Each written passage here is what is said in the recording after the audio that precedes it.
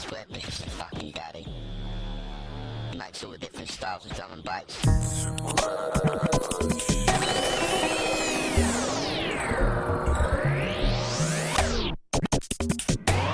Warp Records, what a label.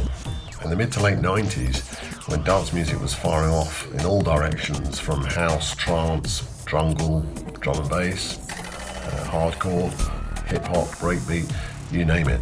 Squarepusher, you couldn't put him in any of these categories really. And while dance heads were getting over-opinionated on what's hot and what's not on sites like Dogs on Acid, Squarepusher was on the outside looking in a very satirical way. I have to admit, when I first heard Squarepusher around the year 2000, a German colleague of mine at the time, who was a whiz at Photoshop, at a time when Photoshop was king, he turned around and asked me if he heard of Squarepusher, in which I said not really. He played me some, and I have to say I thought it was nuts. A bit like my colleague, but in an endearing way.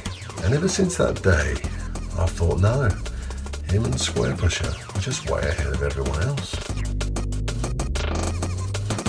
Now, creative people always get into groundbreaking music first, and then you have to wait to see a few years later if the scene and the suits will accept it, risking the investment before the sounds get more accessible. I see it like comedy in many ways. The best comedy always pushes the envelope to what is sensitive to people at the time, and then years later you look back at a clip and you think that's now quite acceptable.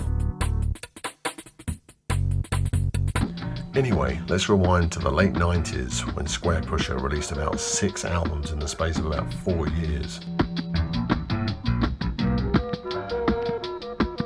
Hard Normal Daddy and Go Plastic being the standout albums for me at a time when Warp was getting huge with Aphex Twin, who incidentally played a major part in signing Squarepusher to Warp. John Peel also supported these artists. It's a bit like the time when DJ Shadow was blowing up, and Warp were finding Squarepusher like metalheads were finding Photech, along with other influentials at the time like Autechra and Boards of Canada. It was the 1998 release of Warp 10+3 remixes compilation that I got introduced to Warp really by a friend. And it would feature all these guys, Saves of Paradise and LFO, taking most of my attention at this time. But it was Boards of Canada's debut album in '98, Music Has the Right to Children, that blew me away around this time.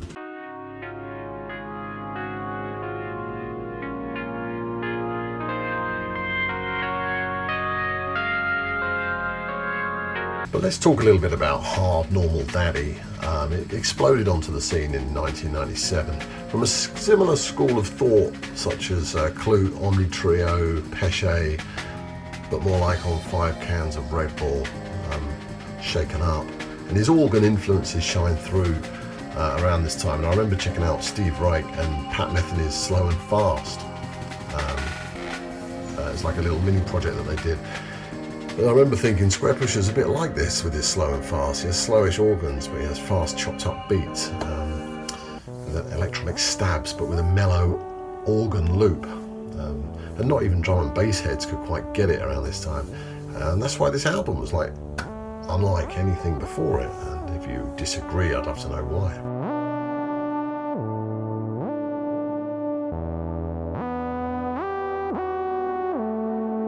But it would be Go Plastic that would be his best album for me, that came out around 2001.